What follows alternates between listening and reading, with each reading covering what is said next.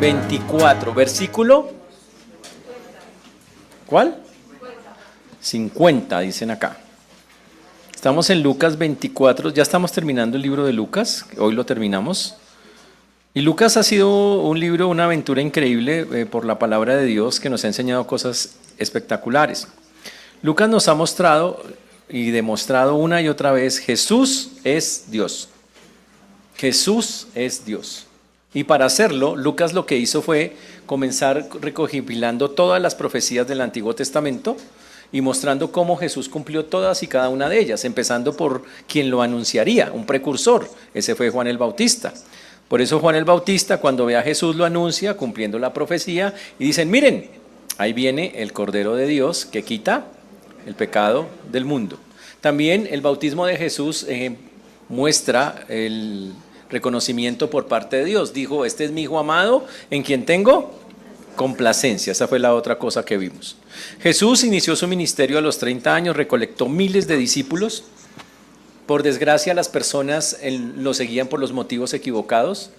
Las personas lo seguían simple y llanamente porque Jesús les daba comida, les daba sanidad, les daba cosas. Y cuando uno busca a Jesús por las razones equivocadas, pues la verdad eso no es agradable a los ojos de Dios.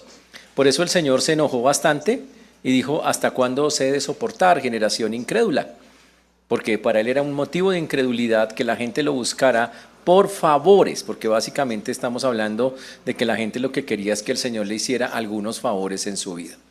Por eso Jesús, a partir de ahí, como lo vimos cuando estábamos en Lucas, comenzó a enseñar de una manera diferente, significa por parábolas. Y por eso todos los evangelios, la gran mayoría son parábolas, porque fue la manera en que Dios dijo, solo el que tenga un corazón para mí, su oído se va a abrir y me va a entender cómo es que deben ser las cosas. Y ya hemos visto que Jesús, miles de personas lo siguieron, él los exhortó, nombró a 12 apóstoles y una cantidad de siervos también cercanos. La oposición hacia Jesús empezó a crecer de una manera desbordada. Los líderes religiosos empezaron a sentir envidia de Jesús porque el pueblo amaba a Jesús, pero no a los líderes religiosos. Entonces decidieron que había que eliminarlo, matarlo. Y lo intentaron durante mucho tiempo, desde el comienzo del ministerio. Pero lo lograron hacer en la última semana que hemos estudiado aquí en detalle. Vimos cómo Jesús en esa última semana entró al templo, lo que llama la gente el Domingo de Ramos, y cuando entró dice que botó las mesas de los cambistas porque habían hecho de su casa una casa de negocios, de vender cosas, de hacer cosas que no son. Y fuera de eso, eso enojó más a los líderes religiosos. También entonces los líderes religiosos empezaron a mandarle gente para que Jesús tropezara en palabras, para que dijera algo indebido, pero no lo hizo. Al contrario, salían avergonzados y finalmente el miércoles para el jueves el Señor sale del templo profetizando que de ese templo no quedará piedra sobre piedra, lo cual así fue que pasó. Sale entonces el Señor a celebrar la Pascua con sus discípulos, es cuando le dice a Judas lo que has de hacer, hazlo pronto, y Judas sale a hacer lo que tiene que hacer y Jesús se queda con sus discípulos e celebra la Pascua y en medio de una parte de la Pascua instituye lo que llamamos la Santa Cena o la Cena del Señor.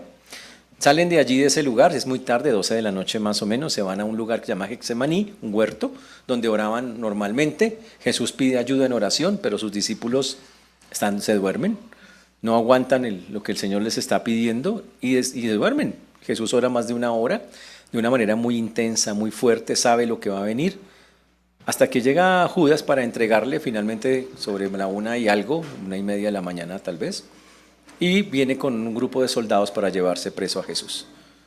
Jesús es llevado preso y empieza Jesús a ser maltratado, a ser vituperado de todas las formas posibles. Primero lo llevan donde un sumo sacerdote, lo enjuician allá, no encuentran nada, pero le inventan hasta que finalmente lo acusan de blasfemia por decir que es Dios. Salen y se lo mandan muy de mañana, a 6 de la mañana lo mandan donde Herodes. Herodes lo mira y le dice, yo no encuentro nada malo en este hombre, nada. Entonces lo manda a Poncio Pilato, se lo manda a Herodes, perdón, y le dice a Herodes que Herodes lo mira y le dice, haga un truco.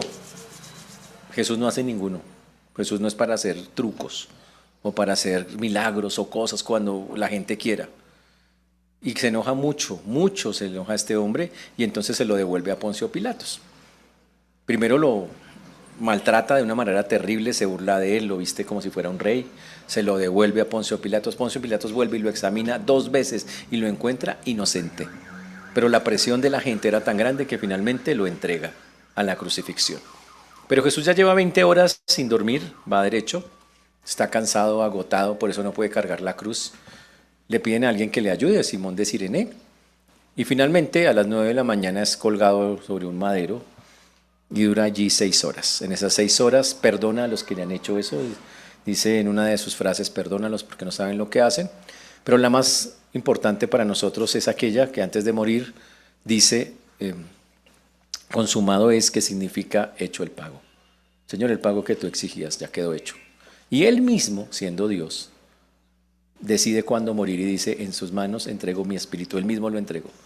Nadie lo tomó, él lo entregó por sí mismo. Cuando muere, todos sus discípulos aún están asustados, están lejos de allí. La esperanza que tenían se muere porque ellos esperaban que el Señor hubiera conquistado a los romanos y hubiera acabado con el imperio romano, pero no fue así. Ninguno se viene a recoger el cuerpo, sino 2 discípulos secretos, José de Arimatea y Nicodemo, vienen, recogen el cuerpo, lo ponen en una tumba nueva, preparan el cuerpo de una manera previa, básica, pero había que seguirlo preparando y como ya es sábado, tocó esperar hasta el domingo en la mañana para hacerlo, para que el Shabbat no fuera interrumpido. Y ante eso, la Biblia nos muestra cómo las mujeres madrugan a hacer el asunto y encuentran que la tumba está vacía. Se ponen muy nerviosas, unos ángeles le dicen que él ya resucitó y después Jesús mismo se aparece a ellas, les dice que está resucitado. Ellas van corriendo a donde están los discípulos y los discípulos le dijeron, no creemos. Van corriendo Pedro y Juan, miran la tumba y a pesar de que la ven todavía tienen sus dudas y ¿será? Que eso fue lo que vimos en las últimas semanas que pasó. Después de eso el Señor se aparece a Pedro solo para confirmar que resucitó y después se aparece a 2 en el camino de Emaús. Está charlando con ellos, no lo distinguen hasta que el Señor les abre el entendimiento y lo logran identificar. Cuando ellos se dan cuenta que era Jesús, muy de noche se devuelven a Jerusalén, donde estaban escondidos los discípulos y todos con las puertas cerradas por el miedo a que los persiguieran. Y Jesús se aparece en la mitad de todos ellos y les dice, soy yo, resucité.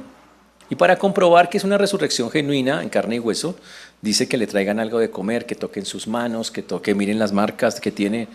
Y él come y bebe, mostrando su cuerpo glorificado. También dice, y ahí es donde estamos viendo, eso es en Lucas capítulo 24, Lucas capítulo 24, ya estamos terminando el libro, los versículos 50 en adelante es donde vamos a estar.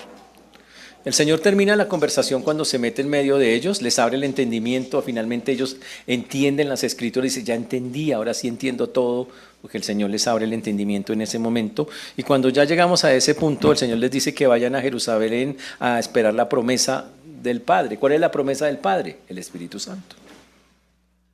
Y sale de allí el Señor. La siguiente escena, que es la que vamos a ver hoy, son los últimos versículos de Lucas 24:50, que se llama la ascensión. La ascensión.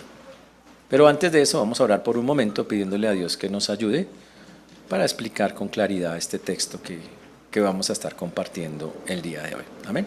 Oremos. Padre precioso, te damos gracias por todo lo que haces y sigues haciendo. Gracias por tu mano preciosa, maravillosa. Gracias porque solo tú y nadie más que tú tiene palabras de vida eterna.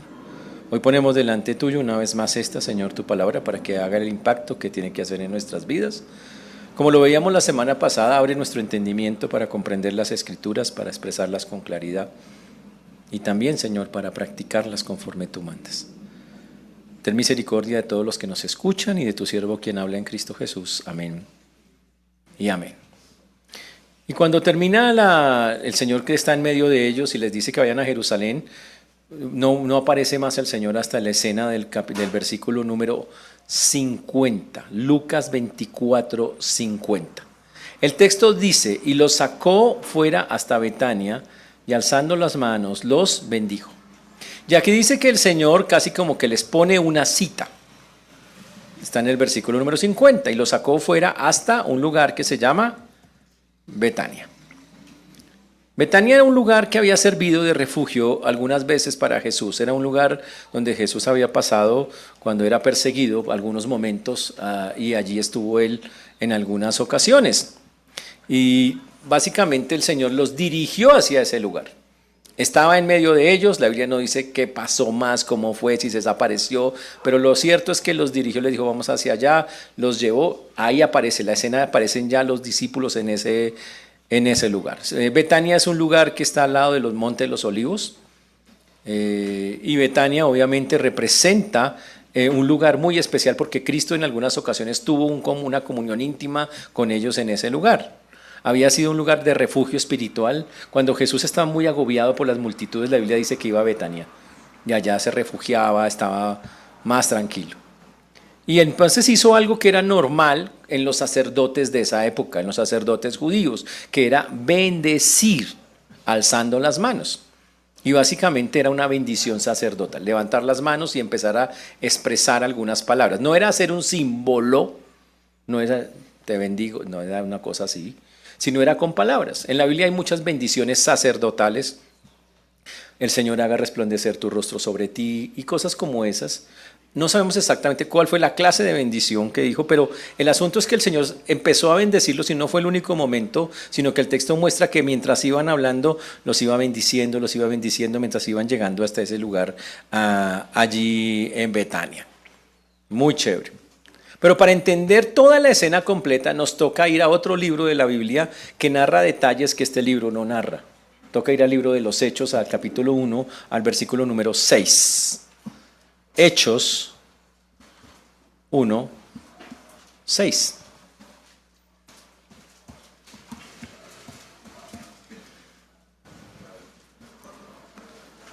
Vamos a Hechos 1, 6. Interesante que Jesús está en esos últimos momentos terrenales con sus discípulos, pero había algo que no había cambiado en el corazón de los discípulos. Ahora entendamos cómo funciona esto para entender lo que va a pasar. Los discípulos se meten con Jesús y dicen, listo Señor, yo te llevaré, si he de morir contigo, moriré, decían al principio, pero cuando les tocó afrontar el problema salieron corriendo y se ocultaron. Cuando empiezan a decirle que Cristo resucitó, los corazones de ellos empiezan como a aprender otra vez y como que, ¿será que sí? ¿Será que sí? Cuando lo ven resucitado, dice que estaban gozosos, que entendieron las escrituras, pero cuando salen para Betania, están todavía pensando, Jesús resucitó, ahora sí va a cumplirse esa parte que dice que el Mesías va a instaurar su reino. Ellos estaban convencidos que ahora sí el Señor iba a convertirse en un rey. Y entonces, en medio de un momento espiritual, se ponen a hablar de política. Lo dice el versículo número, Hechos capítulo 1, 6. Entonces los que se habían reunido le preguntaron, Señor, ¿restaurarás el reino de Israel en este tiempo?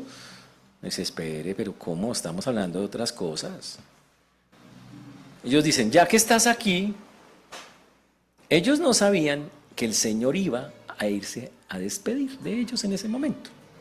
Entonces ellos le dicen, bueno, ya que estás resucitado, estás con nosotros, y obviamente estamos confiando que las Escrituras dicen estas cosas. Pregunta, Señor, ¿el reino de Israel va a ser restaurado en este momento específico? Eso quiere decir que aunque muchas cosas cambiaron en la mentalidad de ellos, finalmente creyeron de verdad en Jesús, quién era, entendieron quién era, que era el Mesías. Todavía en su cabeza decían, el Mesías va a instaurar el reino, y como lo vieron resucitado, es ya. Y por eso le preguntaron a Jesús, Jesús, ¿ya vas a instaurar su reino? No comprendieron la naturaleza espiritual del reino de Cristo.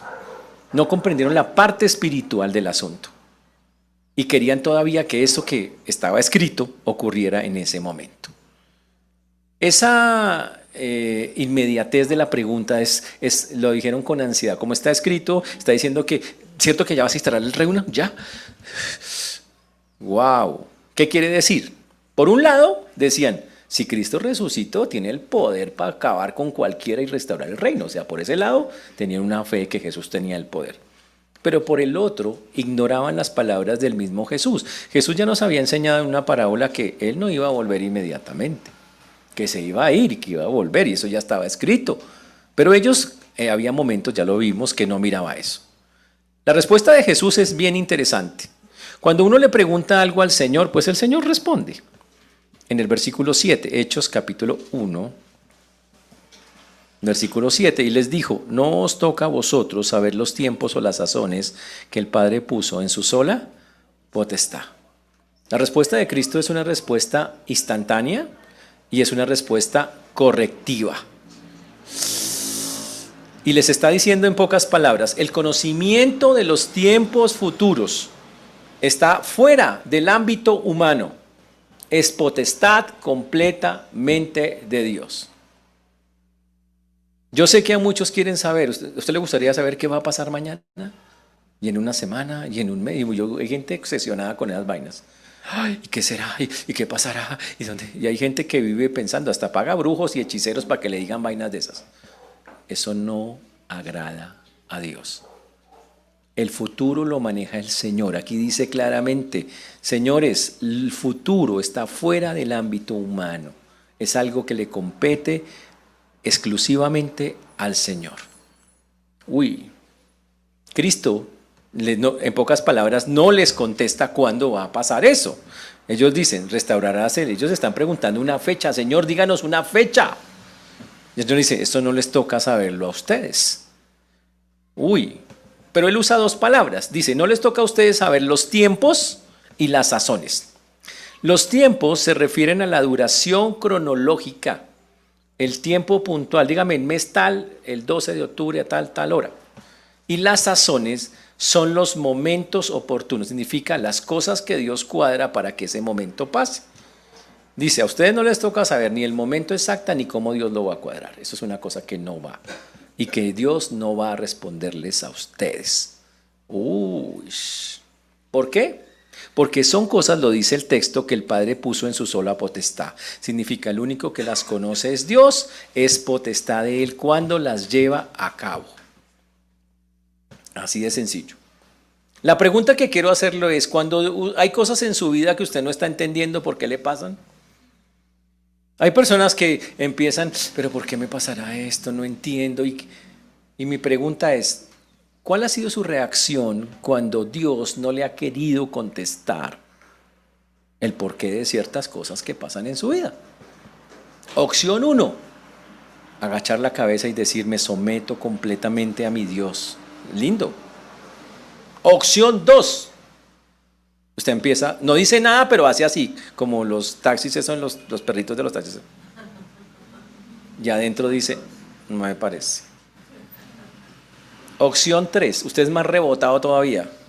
Y no solo hace así, sino que dice, pues la verdad yo no creo eso. No, ¿qué tal? Pues estará escrito ahí, pero no. Y la pregunta es, ¿tenemos derecho a hacer eso? Señores, lo que Dios vaya a hacer en el futuro es potestad de Dios, y en eso nosotros no estamos para cuestionar a Dios, estamos para confiar en Dios. Y mi actitud debe ser, sí Señor, tú eres soberano. Y aunque yo no entienda, y esa es otra cosa que tenemos que tener clara, habrá cosas que Dios en su infinita misericordia nos cuente, pero habrá otras que Dios no quiere, no desea y literalmente no nos va a contar. Tan sencillo como eso. Y usted dice, no, pero no puede ser. Claro que sí. Vamos a Deuteronomio.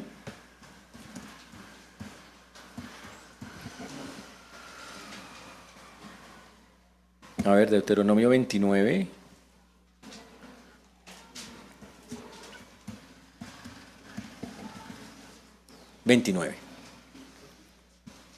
Ahí sí, como dicen, te la dedico.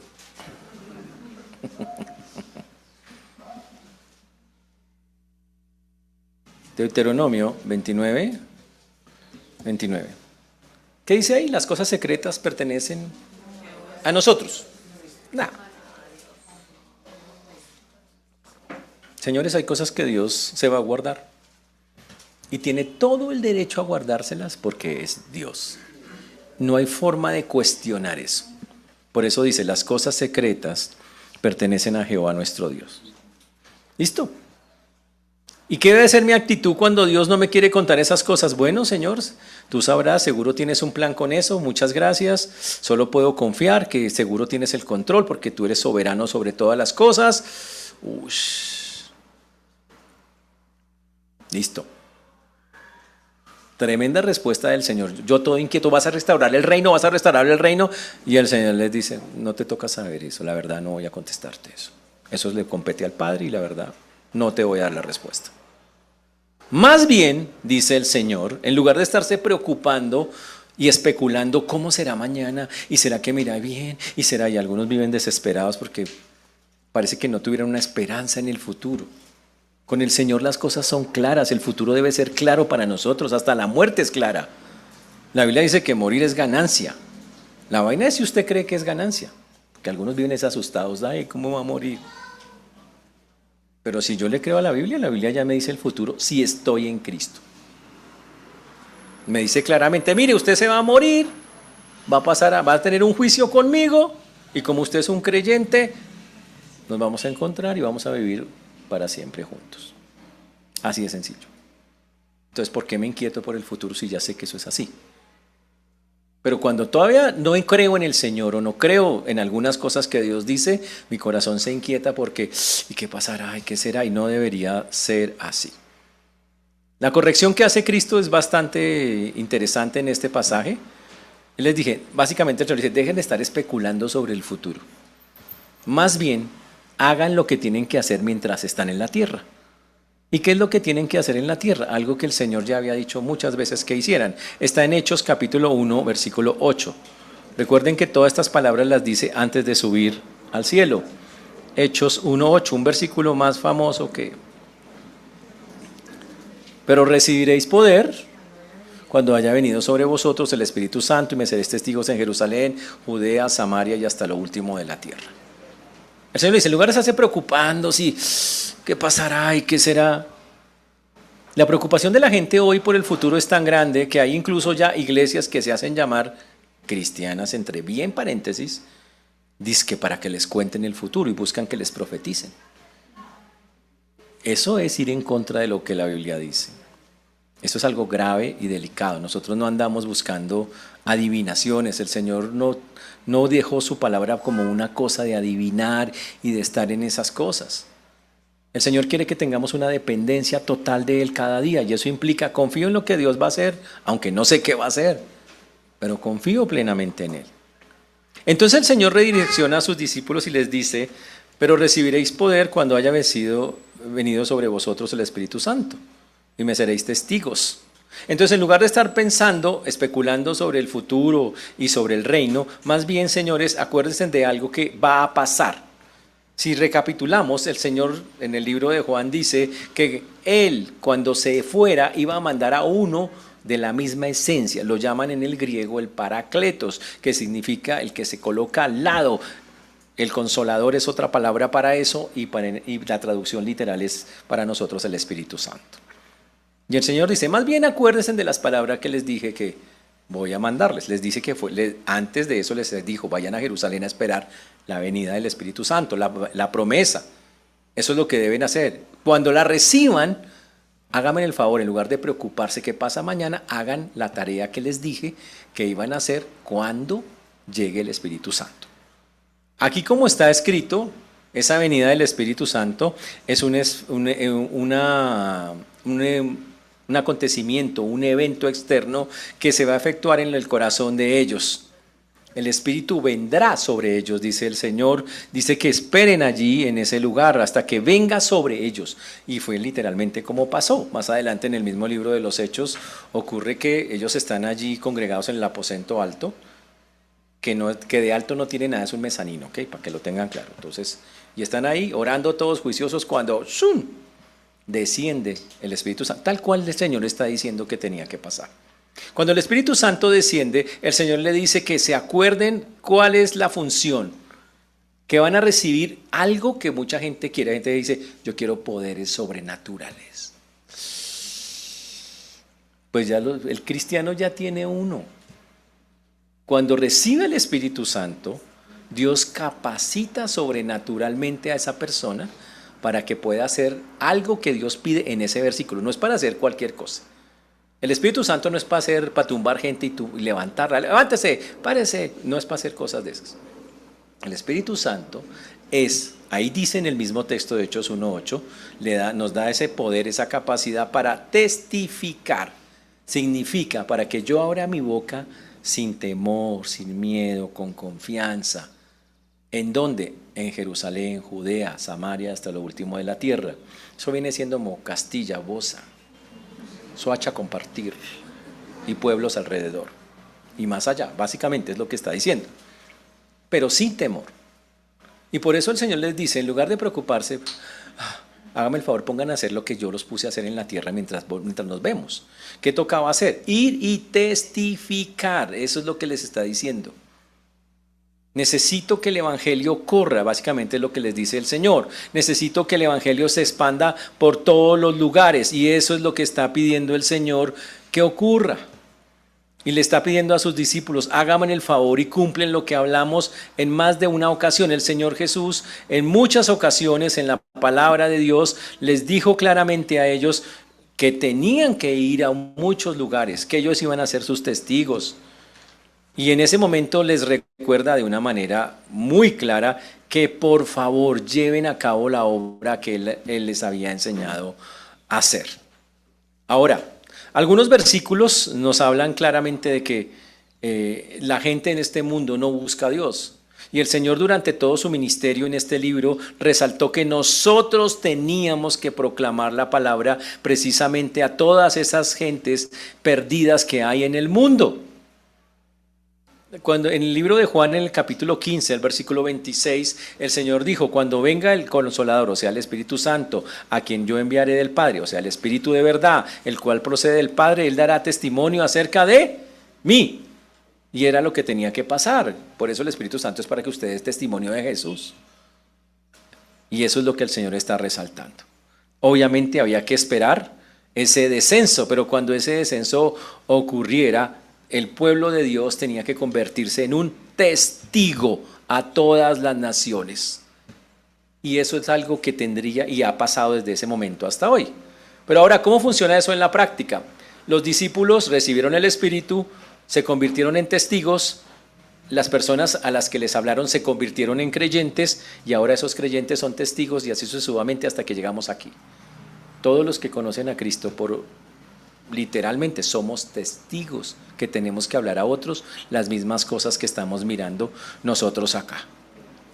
Y este testimonio es único, es especial y es el cumplimiento de todo lo que Dios dice que tenía que ser, que la gente en este mundo necesita ser cambiada, necesita ser transformada, y el Señor quiere que se haga a través de la predicación del Evangelio, o sea que nosotros hablemos la palabra de Dios. Eso es lo que le está diciendo.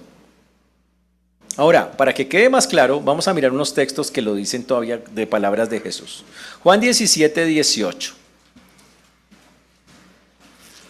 Juan 17:18. Dice, como tú me enviaste al mundo, así yo los he enviado al mundo. Uy. Otro.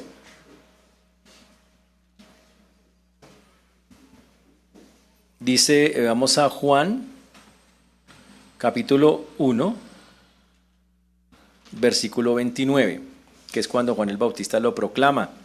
Y dice, ahí está el Cordero de Dios que quita el pecado del mundo. Eso es Juan 1:29.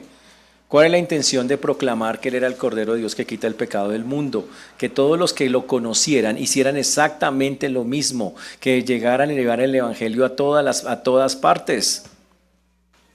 Y la única forma de hacerlo es que lo hagan ¿a quién va a usar a Dios? ¿Al vecino? No, a nosotros. Somos los testigos de este tiempo moderno. Cuando Jesús les aclara ese punto y les dice que no se preocupen más por eso, versículo número 9. Estamos en Hechos capítulo 1, versículo número 9. Y habiendo dicho estas cosas, estando ellos mirando, fue alzado y lo recibió una nube que le ocultó de sus ojos. Uy. Entonces Jesús les dice, vayan y testifiquen a todas las regiones del mundo. Y hasta ahí va el asunto. Y cuando va diciendo eso, también por otro lado dice que estaba bendiciendo. Todo el tiempo los bendice, los corrige, les dice, no es ponerse a pensar en reinos, es en este momento pensar literalmente en cumplir la misión que yo les he encomendado. Y mientras tanto empieza a ocurrir algo que se llama en teología la ascensión, y significa el ascenso de Cristo al cielo. La ascensión siguió después de la gran comisión que el Señor acababa de hacer. ¿Cómo pasó eso? Todos están acá, Jesús está al frente, y para verlo tiene que verlo como en cámara lenta. Como está escrita en la palabra de Dios, se refiere a un evento que ocurrió despacito, fue visible. Todos pudieron verlo y todos pudieron contemplar cómo de una forma sobrenatural Cristo, que estaba en carne y hueso, empezó a ascender, a subir, hasta ocultarse entre la nube que estaba ahí, y se ocultó de sus ojos. Es lo que el texto nos está mostrando. Ahora, esa aparición es increíble. O sea, que eso ocurrió, eso que ocurrió es un milagro. Yo no lo he visto a usted flotar así. Sería interesante, pero no los he visto flotar de esa manera, y en cámara lenta menos, porque así fue como ocurrió. Pero lo interesante es que Jesús va pasando y los discípulos van viendo que se desaparece en la nube, y ¿sabe cómo quedaron? Así, vean. Así quedaron. Ahora, usted tiene que pensar qué le pasó en la cabeza de ese discípulo. Un mar de emociones. Primero, el Señor tan lindo, tan especial, pero lo empiezan a perseguir, lo crucifican y usted dice, se murió. Después resucita y dice, ¡ah, tan chévere, ya creemos, sí, ya entendimos! Y ahora sí el Señor va a cumplir sus promesas, viene el reino, y ahora el Señor les dice, chao, nos vemos. Y usted queda, ¿ah? Difícil de asimilar todo eso, porque no entendían todavía todos los pedazos. Para ellos Jesús debió haberse quedado, instaurar el reino, era lo que normalmente.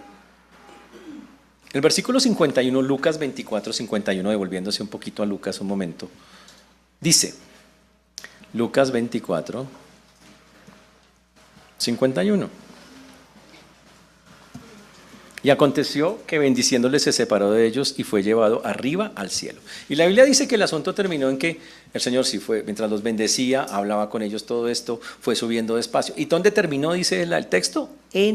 Arriba en el cielo. Uy. Cristo se separa de los suyos. Y qué difícil a veces es separarnos de lo visible. Cristo visible, Cristo está conmigo.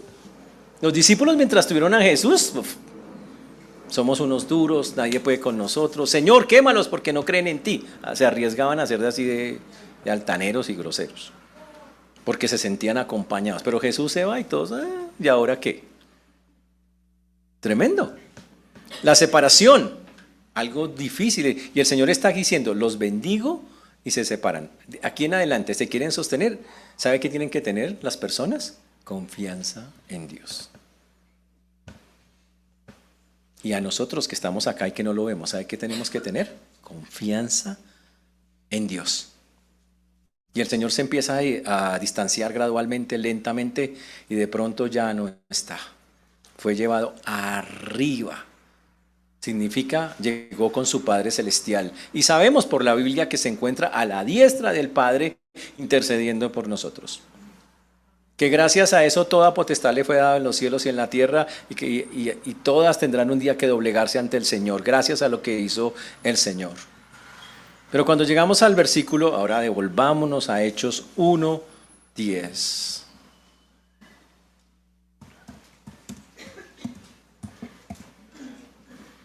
Dice,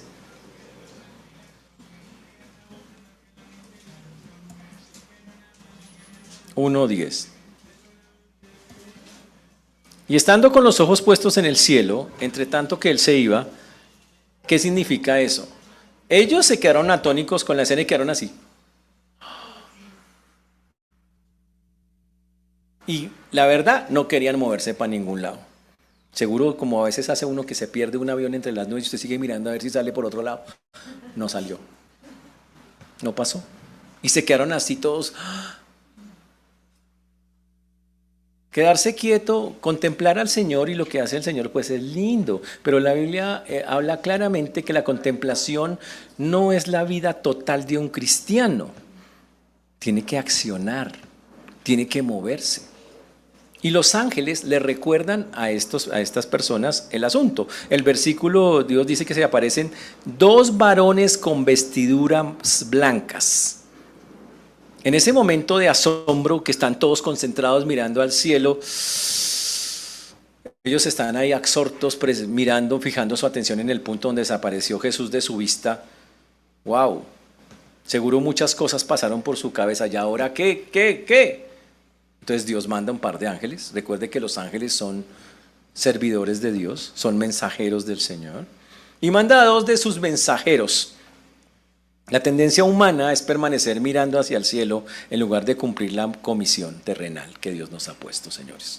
Y eso no está bien, hay que hacer lo que tenemos que hacer en la tierra. Y estos dos varones con vestiduras blancas interrumpen la contemplación larga que tenían. Son seres angelicales.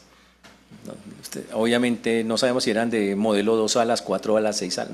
Eran seres angelicales, ¿listo? Sin especular más allá de eso. Y los dos le proporcionan un testimonio a los discípulos del evento que acaban de presenciar. Los dos dicen, eviten especular sobre lo que acaba de pasar. Porque en la cabeza de uno empieza, se fue y ahora, ¿qué va a pasar? ¿Y cómo será de aquí en adelante? ¿Y cómo? Y él dice, calma. Versículo 11. Los ángeles les dicen, en lugar de estar especulando, quiero que comprendan lo que acaba de pasar. Dice, los cuales también les dijeron, varones galileos, ¿por qué estáis mirando al cielo? Eso es una pregunta sarcástica, ¿ok? Así como está escrita. ¿Y ustedes qué hacen mirando para allá? Este mismo Jesús que ha sido tomado de vosotros al cielo, así vendrá como le habéis visto ir al cielo.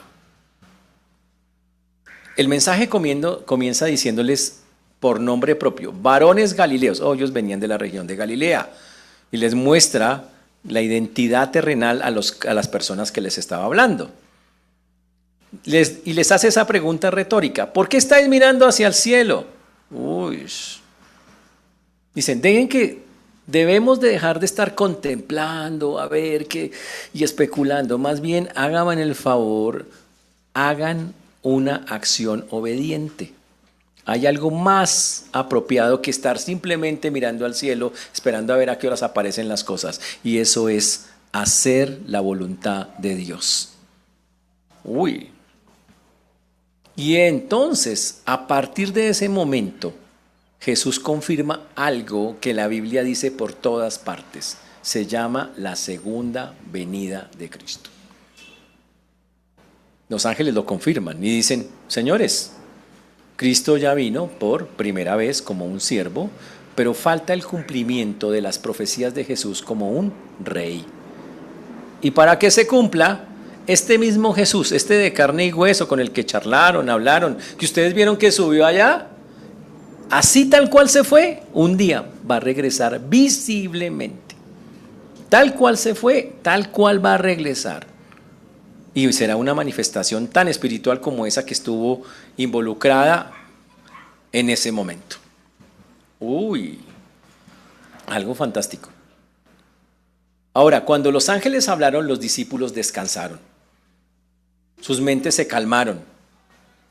Ahora ya comprendieron, dijeron, bueno, está bien, este es el plan de Dios. Ya han pasado tantas cosas y finalmente lograron convencerse. En Lucas, en el capítulo 24, versículo 52, hubo una reacción a eso que finalmente entendieron. Y debería ser la reacción cada vez que nosotros entendemos una verdad de Dios.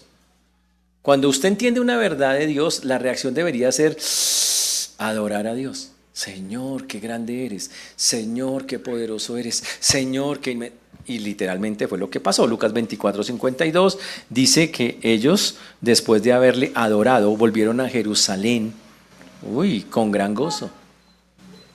Y dice que finalmente la respuesta de los discípulos ante la ascensión y la revelación de los ángeles transformó radicalmente su comprensión espiritual. Y dice que empezaron a adorar todo el camino. Uy. Y dijeron, Jesús es Dios, qué grande es el Señor, todo lo que ha hecho. Y ahora sí que empezaron a hablar. Funcionó. Básicamente quedaron encendidos en el fuego del Señor.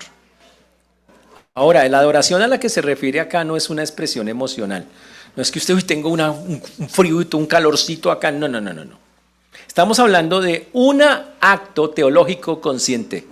Es una cosa que inunda mi corazón racionalmente. Digo, increíble la grandeza de Dios. Y es una cosa tan grande adentro que la tengo que expresar con palabras. Y son palabras, como dice alguien, que estallan en adoración hacia Dios, en reconocimiento de quién es Él, de su grandeza, de su poder. Eso es lo que pasó literalmente. Entonces, en ese regreso a Jerusalén, nosotros vemos a unos discípulos que estaban todos achantados, temerosos, confundidos y ahora están totalmente gozosos. Pero lo bueno es que están gozosos y Cristo no está. Esa es la parte increíble de la historia. ¿Usted está gozoso sin la presencia física de Cristo? Y ese es el punto. Los discípulos al principio, mientras Él estuvo ahí, estaban felices. Pero cuando no lo veían se echaban a la pena. Nosotros, ¿entendemos que Jesús está con nosotros? ¿Tenemos claro eso? Para entenderlo solo hay que recordar algo. El Señor dijo, yo me voy, pero les voy a dejar uno de la misma esencia que yo. O sea, uno que es Dios también, el mismo Dios. Ese es el Espíritu Santo. Y el Señor le dice, por eso el Señor dijo, yo estaré con vosotros todos los días hasta el fin del mundo. El Señor jamás nos ha dejado solos. Ese es el punto. Y dice que esa transformación de la cual estamos hablando acá los llevó a volverse personas adoradoras de Dios, personas que a todo el mundo le querían contar, hablar, lo que tiene que ser un creyente. Y el versículo 53 de Lucas, el último, dice, y estaban siempre en el templo alabando y bendiciendo a Dios. Y ahí viene el punto, alabando y bendiciendo a Dios. Amén.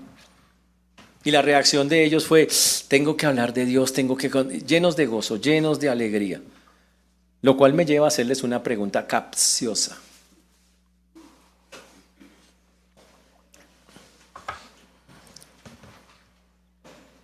¿Usted es feliz con Dios? ¿Usted expresa su gozo con Dios por el Dios que tiene? A usted le preguntan cómo va la vida y usted dice, ahí voy, pastor, que la vida es dura. No, pues qué bendición de cristiano. Qué ganas de meterme al cristianismo, ¿sí o no? Y no estamos diciendo que el cristianismo sea color de rosa, ¿no? El cristiano tiene los mismos problemas que el que no cristiano. Y tiene los mismos conflictos de no cristiano. La diferencia es cómo lo soluciona y en quién descansa. Lo solucionamos con Dios y descansamos con Dios. El cristiano no es una persona que no le pasan cosas, sino que cuando las pasa, responde como la Biblia dice. Si la embarra, pide perdón. Si estuviera en el mundo, digo, no, fue culpa del otro. El cristiano es una persona que comete errores, pero que es consciente y le pide ayuda a Dios para seguir creciendo. Ese es el punto. Pero la pregunta es, y lo que dice el texto es, no importaba qué pasara en sus vidas, seguían gozosos.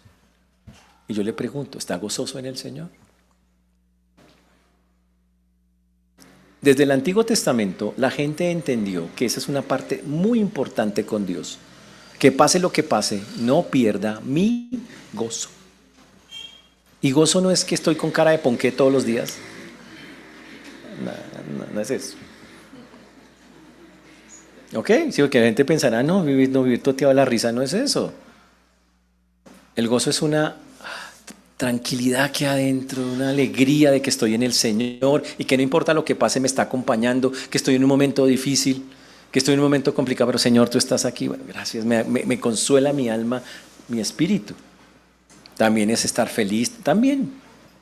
Pero la pregunta es, ¿está experimentando el gozo del Señor? Algunos cantan, el gozo del Señor mi fortaleza es, pero no se le nota por ningún lado la famosa fortaleza que dice que usted que tiene. Entonces el gozo es una actitud allá adentro, a pesar de que el mundo en el que estamos se esté cayendo y esté pasando cosas tan difíciles. Ese es el gozo. Pero la pregunta es, ¿lo estás experimentando hoy en tu vida? Y muchos cristianos no lo están experimentando, están aburridos. Estoy harto de la vida.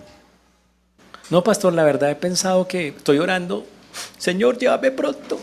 Imagínense esas bellezas. Es que aquí es difícil. A ver, pues obvio que aquí es difícil, por eso necesitamos al Señor, para que esto se suavice, para que esto sea, para que podamos llevar las cosas con Él. Pero echarse a la pena no es una opción para un cristiano. Cristianos llevados, un libro, cristianos llevados. No, fantástico. Pero, cristianos bien llevados. Nada. Por eso en esta mañana lo que el texto nos está diciendo es que sin importar las circunstancias, no hay que perder el gozo del Señor. ¿Qué dijo David en los Salmos? Señor, devuélveme el gozo de tu salvación. ¿Qué se lo quitó? El pecado. Y él decía, no puedo vivir con eso. O sea, es la vida sin tener una relación seria con Dios, me entristece, me acaba. Y esa es la parte triste de esta historia. Todo eso nos lleva a las siguientes conclusiones muy puntuales respecto a lo que estamos viendo, no solo del libro, sino en general para todas nuestras vidas. Qué importante es la vida de Jesús para nosotros. Qué importante es entender que fue profetizado, que nació de una manera sobrenatural, que el Espíritu Santo intervino en toda su vida, que nos enseñó a depender del Espíritu Santo, aún en su muerte. Qué importante es saber que está vivo, que resucitó. Qué cosa tan... No hay nada más grande. La Biblia dice, si Cristo no resucitó, vana es nuestra fe. Pero qué increíble es saber que como está vivo, sigue trabajando y está a la diestra del Padre intercediendo por nosotros. Eso es espectacular. Pero al salir de acá vamos a encontrarnos con realidades que los mismos discípulos tuvieron que vivir en esos momentos. Y yo quiero preguntarle, ¿cuánta confianza tiene usted en las promesas divinas? ¿Ha fallado el Señor alguna vez? Si Dios nunca ha fallado, ¿por qué usted confía más en la gente que en Dios? Porque usted deposita su confianza más a veces en personas que en Dios mismo. Porque usted dice, me va a ayudar Juan, me va a ayudar Pedro, mi tío, el abuelito, el político, el no sé qué, el gerente. ¿En serio? ¿Por qué? Si usted realmente cree en las promesas de Dios, usted debe descansar en que Dios va a cumplirlas. Que si lo salvó tiene un plan con usted, tiene un propósito. Entonces le pregunto, ¿en qué áreas de su vida está luchando para confiar plenamente en las promesas de Cristo? ¿En qué áreas? Me imagino que usted está luchando en algunas donde usted le dice a Dios, no creo. ¿Sabe qué tiene que hacer? Tiene que hablar con Dios y decirle, Señor, enséñame.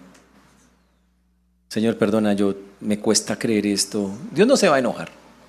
Ya vimos que cuando habló con los discípulos de Emaús, ellos estaban todos incrédulos, no, y se murió, y ahora todo lo que había dicho no se cumplió. ¿Y qué hizo el Señor? ¿Les pegó una vaciada? No.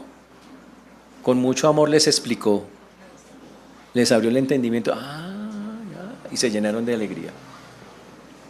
¿Tiene dudas? Pregúntele al Señor en aquellas áreas donde hay lucha. Ahora, la segunda cosa es cambie su perspectiva. Deje de estar pensando en las circunstancias temporales. Wow. Uno puede tener gozo aún en los momentos más difíciles. Qué feo es separarse de Jesús en ese momento, ¿cierto? Qué feo ver a Jesús yéndose. Pero la Biblia dice que el asunto terminó en gozo. ¿Por qué?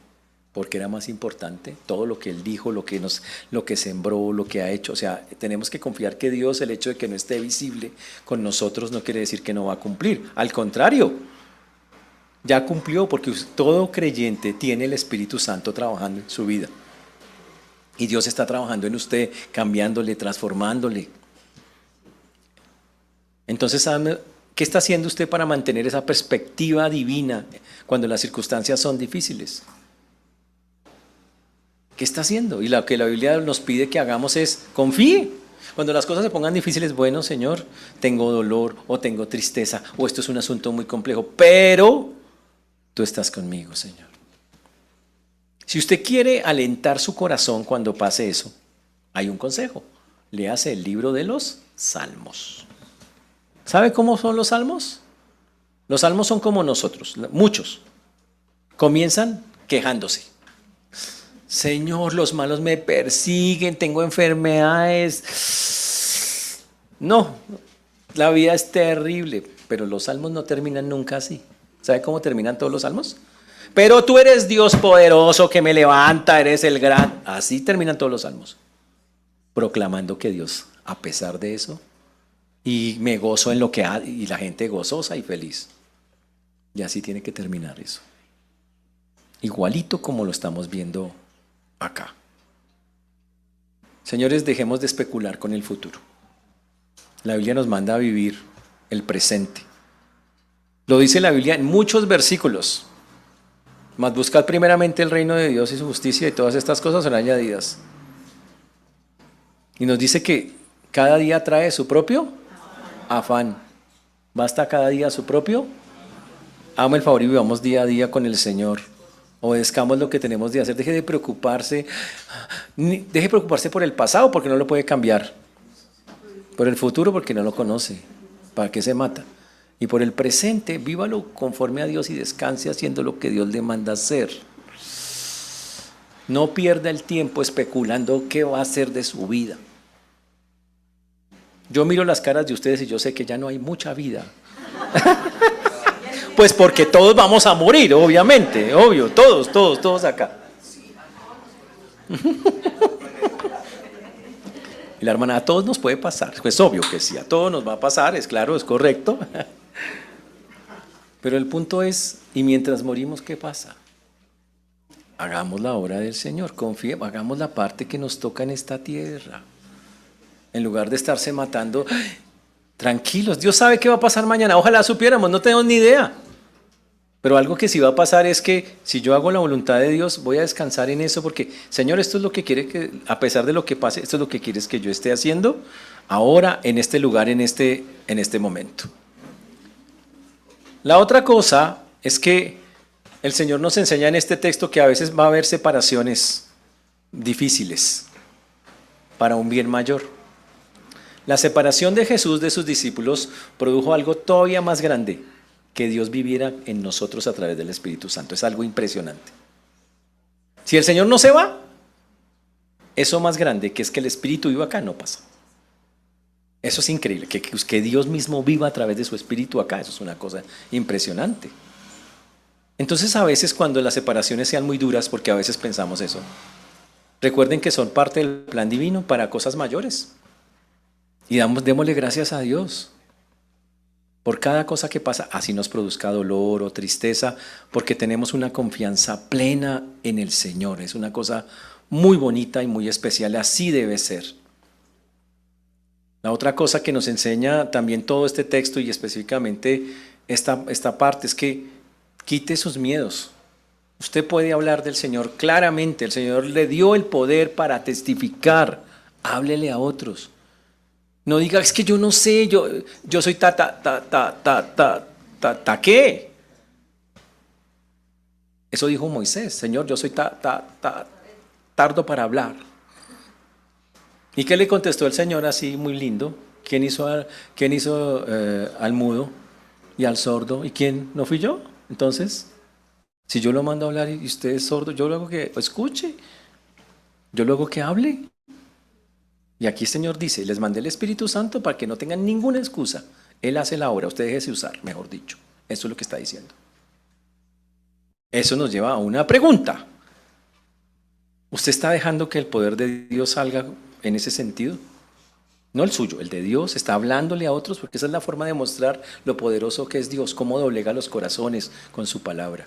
Déjese usar.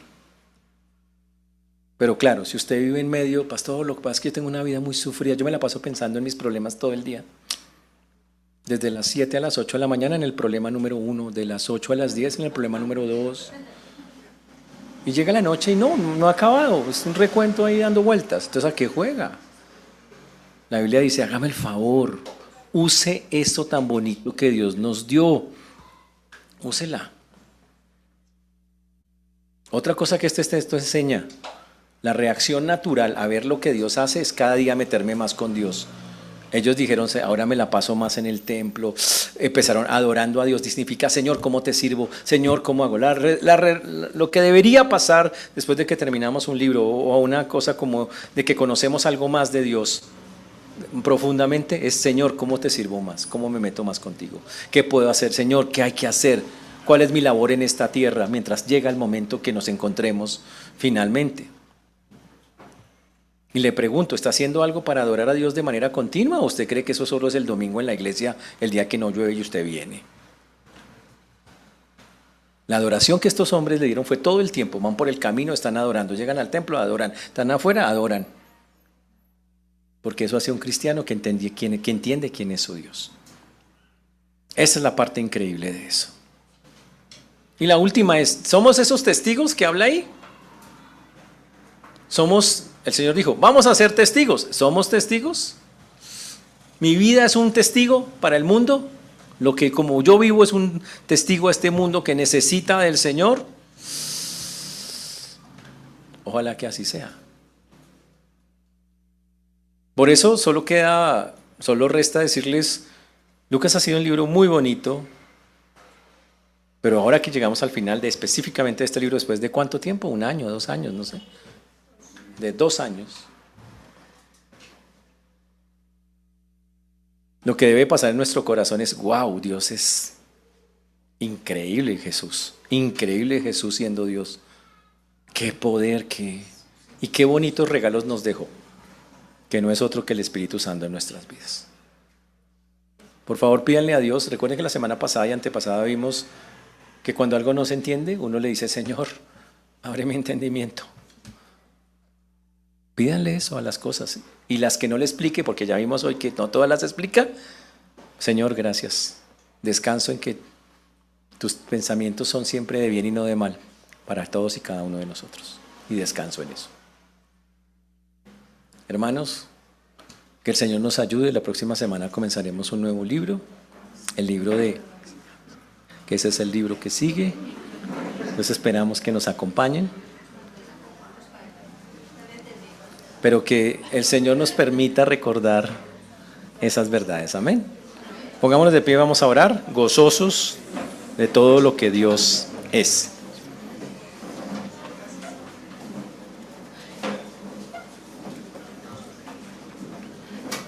Señor Dios, te damos gracias por este tiempo.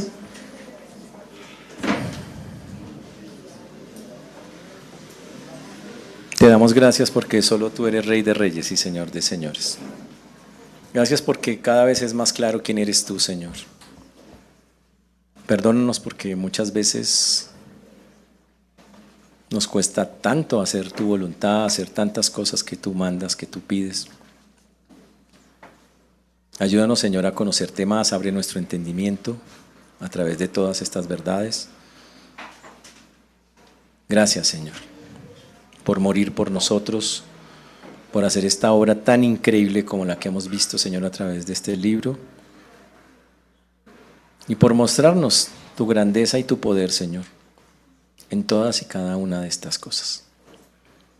Por eso hoy ponemos delante tuyo este tiempo, lo que hemos hablado, ayúdanos a recordar esas verdades, pero más importante, a vivirlas, a gozarnos, Señor, en lo que fue tu nacimiento, tu vida, Señor, como un siervo en esta tierra, tu sacrificio por nosotros, tu muerte, Señor, para pagar nuestros pecados, tu resurrección para demostrar la grandeza y tu poder, y tu ascensión para mostrar que sigues vivo y intercediendo por nosotros.